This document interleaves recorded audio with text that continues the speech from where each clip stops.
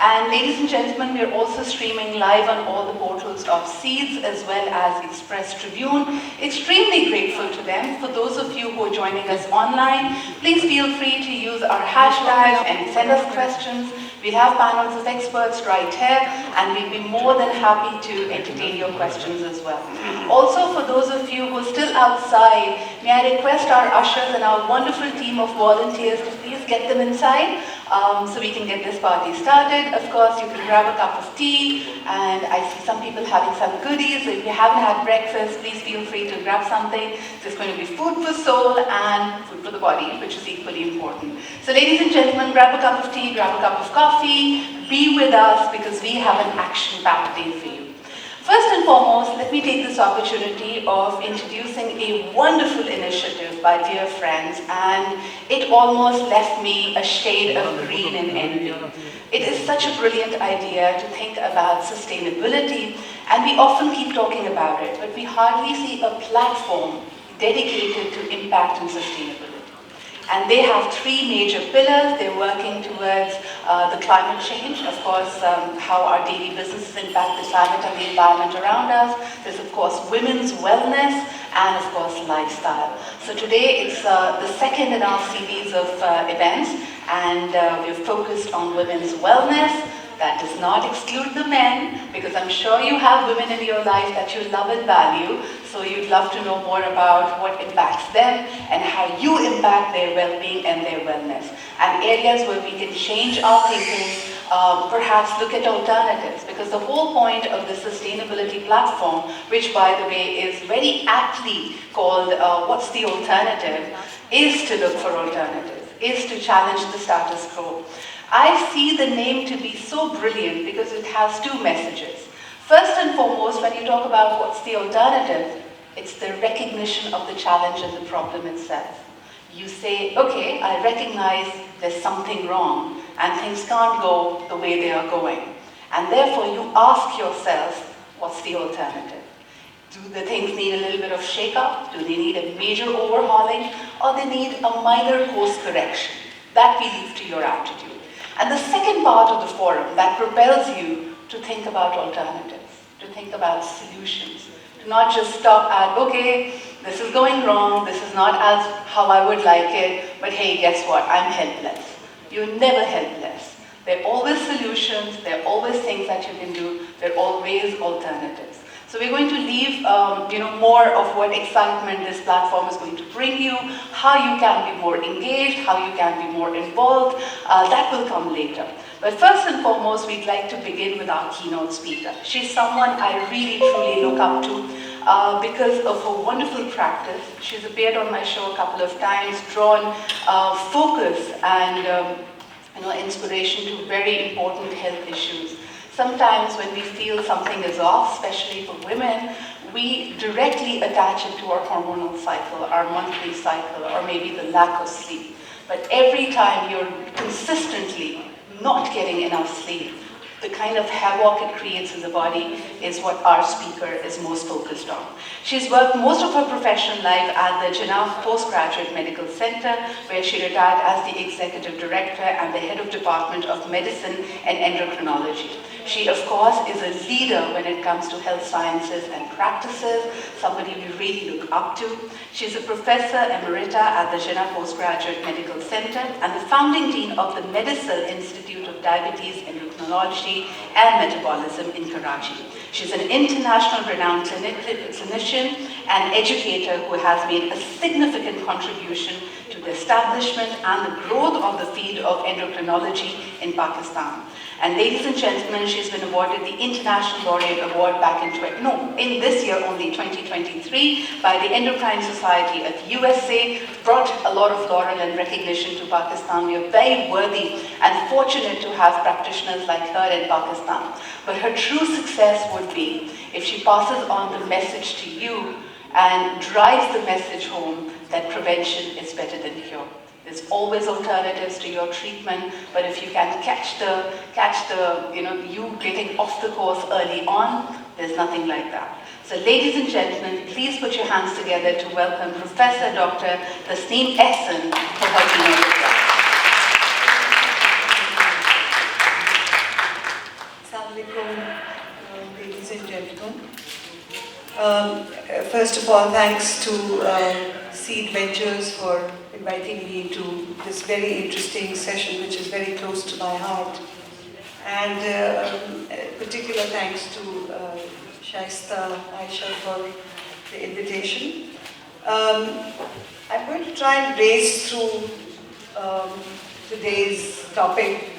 But before I go to some of the solutions, I think we need to very quickly look at some of the hurdles that we, the women, face. And there's nothing much that is not known to you. So gender discrimination is one of the shames of our societies, biggest shames of our societies and our workplaces.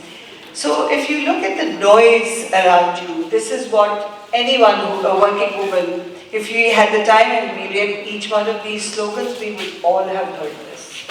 But those of us who are in this room and women like us are people who have gone past it and they've persisted and they've gone on to do what they had to do. But being the only one is a problem in any workplace, because I was one of them. So I've experienced that, and you have significantly worse experiences if you're the only one wherever you're working. And when I started for a good decade or so in endocrinology, I was the only woman. But now we're about 90 and counting, so it's getting more and more cozy and comfortable for the women. So what happens when you're the only woman there? You experience more microaggression, have your abilities challenged for things that you know. You're made to feel that you cannot bring any of your personal problems to work. And you're challenged in your area of expertise. So somebody who doesn't know what he's talking about just feels free to challenge you just because he's a man. And you're twice as likely to be sexually harassed. So band together, create that illusion of strength by banding together so that your enemy realizes that you're not just the little fish, but the big one. This is a problem that we the women have because from times immemorial, we've been told that we are very good at multitasking, and we've embraced it. I've heard many women say this, we are better at multitasking. Why are you multitasking? You only do so much and no more, and let somebody else do the rest. And let's shoulder all of these responsibilities, both at home and at work. Because women are not better. Science tells us that it results in time wasted in human context switching, and your brain is rewired for constant distractibility, greater impulsivity, lower productivity, and greater propensity to make mistakes. So don't be proud of your multitasking abilities. You just do so much and no more. And it's not surprising. This is data from physicians. Physician burnout, women and men, and as you can see, not surprisingly, there is a gap. So this is works everywhere. So one of the biggest problems that working mothers face is, of course, child support. And this lack of child care support is something that takes your ability to put in your full potential into your work also, because you're constantly distracted by the needs of your child. And even when there is child support, sometimes you're not paid enough to be able to afford that child support. So then you depend on family, and that is the case mostly over here in this country. But then if you depend on your family for child support, there is a penalty. When you get home, there is a payback time. There is a penalty for, to be paid for people who've been looking after your child. So it's not all that simple. And even now there's scant government or organizational initiatives to provide daycares for all workplaces. So there is not just that, the child care support paucity, there is also a motherhood penalty. So mothers who are working are considered to be less competent and less committed to their career. So every time they go for a job, they are less suitable applicants, just because they have kids. And they're also, because they're deemed to be less productive, less efficient, less competent, they are held to higher standards of, discipline and punctuality and attendance and so on. And another interesting phenomenon is, this is studies, and this involves physicians also. So women who have kids earn 2% less than women who don't. On the contrary, men are compensated if they have kids. So they make 35% more than men who don't have kids. And this is a very interesting phenomenon. That brings home the same story, that you're not competent if you're a mother, so you should be paid less. Another thing is when a woman physician, and I'm coming from a physician's perspective, but most of it is quite generalizable to other professions as well. Patient-centered verbal and non-verbal behaviors are not valued when delivered by a female physician as compared to a male physician. And this is reality, there's evidence for that. But here's what we have. These are big audits that have been published very recently. Women treated by female surgeons were less likely to die, require readmission or major medical complications at 90 days and 1 year after surgery. And this is Canadian audit of 1.3 million patients operated by 3,000 surgeons. So huge data. And look at the survival issues. 32% more likely to die and 15% more likely to suffer an adverse outcome when treated by a male surgeon. So when there is an incongruence of gender between the treating physician and the patient, this is the result. We didn't know this, we are in the profession, but this is hard data from Canada. So women survive better, and there are more than one audit about this. Survive better after heart attacks when treated by female physicians as compared to male physicians. This is really scary. I had, as a woman, never thought about it. That, if you meet a male physician, you're more likely to die. So then there is this Goldilocks phenomenon, the pudding being too hot or too cold, the bed being too hard or too soft, the chair being too small or too big, and all of those things. So what that does is that women who are confident, women who are nice and pleasant and supportive are not considered to be leaders, they're too soft. Women who act with strength and authority are likely to be seen as socially insensitive, unpleasant, abrasive, and so on. So you work, because of this, there is a double bind, and women are very mindful of that, of this, and they kind of tread the middle path so that they're neither here nor there. And which means basically take a back seat, be complacent about their work life and everything. And this is a Goldilocks phenomenon. So there's this set of external blame that we've all heard. I've heard a lot of this myth. And then there is as a result of this, and feeling inferior because of these comments, you kind of all the time think that you don't really know what you're doing. And you feel like an imposter. Recommended reading, this book about, this syndrome. For the same reason, women think they should just quietly work and not ask for anything, whether it is at home or at workplaces. So they don't negotiate. They don't negotiate for salary raises, job promotions, better job opportunities, even recognition of their work, and more help at home, and they're much less likely to negotiate for anything. So when you take that back seat and keep on working and don't blow your trumpet, this is what happens. Classic example. The lady over here, Rosalind Franklin, is the one who discovered the earth-shattering discovery of the double helix structure of human DNA. She figured it out, showed it to her colleague. She actually taken a picture of it. He ran away with it. Ran away with it to his male scientist colleagues. They got the Nobel Prize. The same happened to Marie Curie, the radiation discoverer. Her husband, who was a student, he got nominated for the Nobel Prize instead of her. The same happened to, I don't know how many of you are aware of this book, the Hidden Figures. It's about the 4 black women, the computers that landed, that kind of figured out the trajectory of the various spaceships and landed on the moon. There were no computers then. These mathematical calculations were done by 4 black women, never acknowledged. Some of them have died. One journalist did this investigative story, wrote a book, now there is a movie about it, and now they have been acknowledged and given medals. So blow your trumpet, okay? My generation was raised on stories of Cinderella. My granddaughter has not been read the Cinderella story, very consciously. So don't read Cinderella stories to your girls. Unfortunately, in this country, even now, the ultimate goal in life for women, whether they're educated or illiterate, is to find a good suitor and get married.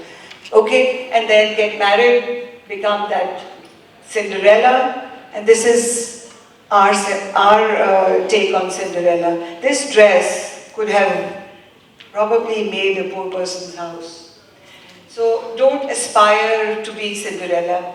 And thank God to the women who unearthed, the journalists there, Jodie Cater and Megan Toohey, who wrote this book and brought out this monster in the public face. A very well-described example of sexual harassment at work. He's a Hollywood producer, people know him, very, very successful. Abused a generation of women. And this woman, although she started her Me Too movement, again, somebody who suffered sexual abuse in 2006, but she really came to the forefront after the Harvey story, Weinstein story came out. So let's come to my area of work. Let's define health for the first, from the beginning. A state of complete physical, mental, and social well-being, not merely the absence of disease. This is what health is all about. And health has so many components then, and this is the wheel of health or wheel of wellness that everybody should be mindful of. It's about, it has 7 components, and I'll try and quickly go through each one of them. So let's start with physical health. What does physical health entail? And this, I've put them in their order of priority. You can only work well if you're feeling well. So physical health means mindful eating. You should educate yourself about what your calorie requirements are, make your macronutrients right, carbohydrate, protein, and fat balance, and make sure you're taking enough micronutrients. So vitamin D, iron, B12, folate, all of these things. Make sure that you account for them. Exercise, very, very important. So doing housework is not exercise. Consistent exercise for 1 hour a day, you can break them up to 3 different periods. But moderate intensity exercise, with whatever you want to do. And thrice a week, do resistance exercises as well to build your muscles. So know what your ideal body weight is. So know what your BMI is, and you can go on the net and calculate it with a calculator.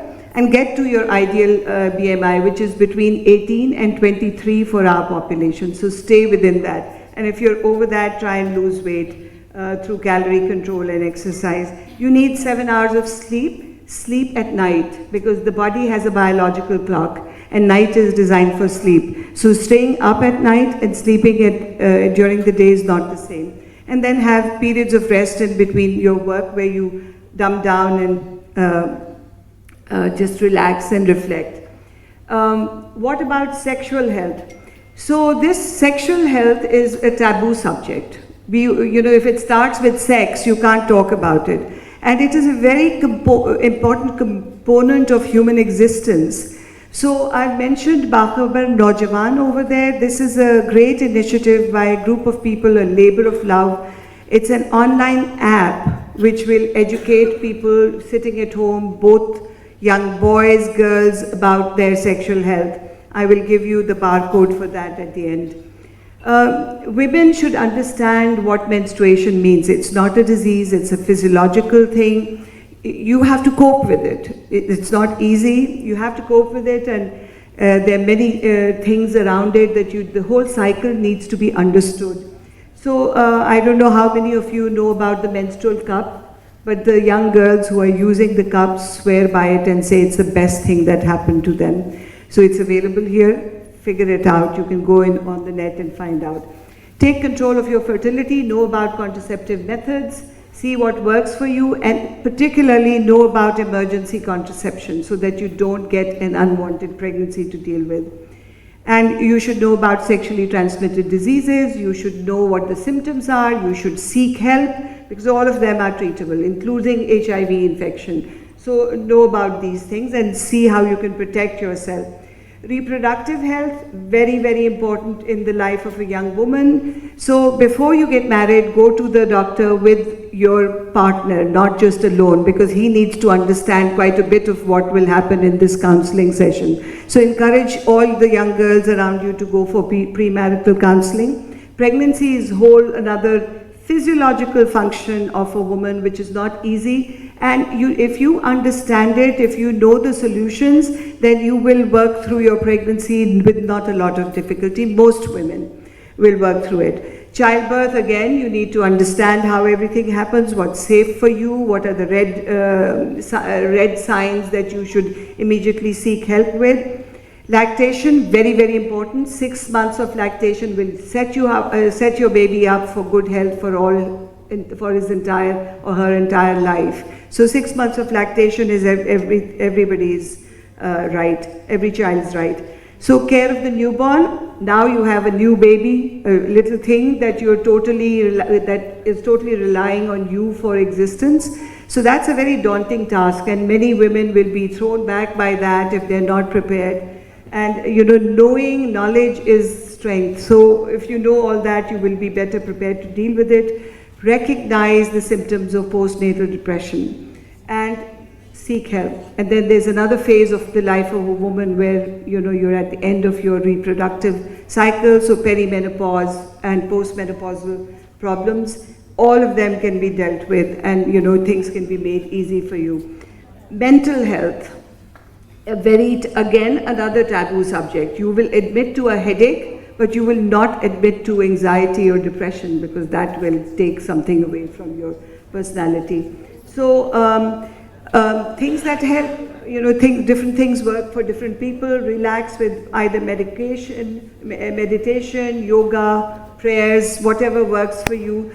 Go for recreational activities alone, with your friends, with your family, vacations, and I recommend vacations within the country. It's cheaper, you contribute to the local economy, and there is so much to see. And now it is becoming more and more, the infrastructure is developing and it's becoming easier to do that. So you must have a hobby. When your work is done, that is what you fall back on. So have a lifetime hobby or a set of hobbies. And nothing better than reading and writing, and set aside a period of every day to do that. Charity is very good for your soul, it's good for society, it's good for the disenfranchised people in whatever way you do it. Substance abuse, very common now in young girls, young boys. Recognize the signs and symptoms for it, seek help. And mental illness, very, very important. If you know somebody who's struggling mentally, help them, take them or direct them to where they need to go. This is, the old saying about a stitch in time saving 9. This is what it's all about. You look for diseases before they happen, and you take corrective steps, push back. Pakistan is a country where there is now 33% prevalence of diabetes, all driven by obesity. So we need to work on a war footing to reverse obesity and get into all the things that I've already told you. Dental care, you need teeth to eat, so preemptive dental care, non-communicable diseases, the fatty liver disease, hepatitis B and C, very common, look for it, it is treatable, otherwise it leads to cirrhosis, liver failure and liver cancer. Osteoporosis for the older woman, again, screen for it, do things, exercise at a young age builds bones. Make sure your calcium and vitamin D intake is adequate, but most of the bone strength is built during your early teens and your early adolescent and adult life. That is where exercise is so important, and nutrition. And at old age, look for osteoporosis, treat it before fragility fracture happens. And recognize the signs and symptoms of gender-based violence and help these women if you can, in whatever way you can. Immunizations, again, a stitch in time. There are many vaccines that are available in this city also. It is preventative, and it will, treating those diseases, if they can be treated, can be very expensive, can lead to very ill health. So learn about immunizations and go for it. And last of all, life-work balance. I don't call it work-life balance, that is the usual term used, but I think your own life comes first, and work comes later, and you need to dovetail both of them together. So this juggling is very stressful, and it happens on a daily basis. And eventually people who can balance it are the people who do well, both in life as well as in at work. And this is the cycle of or ingredients of life-work balance. I have already covered most of it. If we start with the personal matters, you have those things listed there, which I have already told you. Then there is the children, and the children-related issues are very important to a woman's life.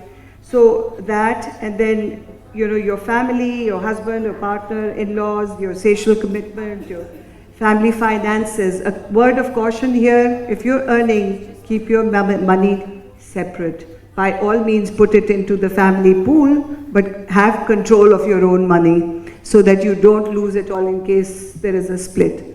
And at work, you have to prove yourself equal to the next man. Even if you're better, you have to first establish that I'm as good as you. And many professions have unholy working hours, mine included.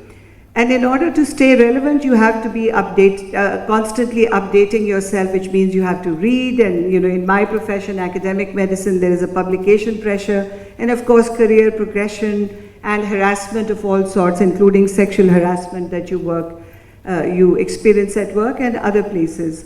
So that, why do you want that balance in life, the life work? Because you want to be successful.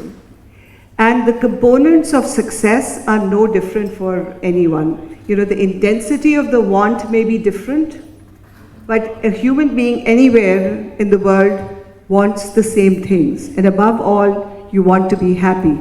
And all of these things you kind of know about. I've just listed them here. It's not different for anyone. This wellness wheel, actually I was preparing this presentation, and my sister, who's a gynecologist, was attending a conference in Paris on the International Federation of Gynecologists and Obstetricians, and she just WhatsApped me this wheel, and I had made my own wheel. And the FIGO has come up with this women's wellness wheel. I suggest all of you download it and have it on your phones and look at it again and again as a reminder of what women's wellness means. This is the barcode for the Bakhabar Naujawan. This is work in progress. All of you who have children and want to educate them or give them sex education, they don't call it sex education very deliberately, they call it Bakhabar Naujawan. So do that, I highly recommend it. Anyone who's seen it is full of praises. And in conclusion, so my take-home message is: pursue your educational and professional goals for self-fulfillment and financial independence. That should be your goal. Don't look for pleasing others. Most important and permanent factor in your life is your family and friends, and not your job. So prioritize them first. Because once the job is gone, they're who you're left with. Add your small successes every day. So if you're feeling low, keep a diary. Write the positive things that happened on that day. And when you revisit it later, you will realize so much has been done. So validate yourself to feel better. And above all, your goal should be a relentless pursuit of happiness. So with that, I conclude. Thank you very much for your audience. Ladies and gentlemen, can we have a big round of applause for our keynote speaker? I think some of these things we really needed to be reminded of. May I request you to please come to the center stage, and may I request my very dear friend, who's also a very prominent and expert impact practitioner for over a decade now. Please welcome Ms. Shaista Aisha on stage, the CEO and Director for Seeds Venture. We'd like her to present a souvenir to our worthy keynote speaker. This conversation is a must, and some of these reminders were extremely important. We'd like to present you with a small souvenir as a token of our appreciation for your presence. Thank you, Professor, for being here and for making time for us this morning. Ladies and gentlemen, the small souvenir remind you of this EmpowerHer Symposium.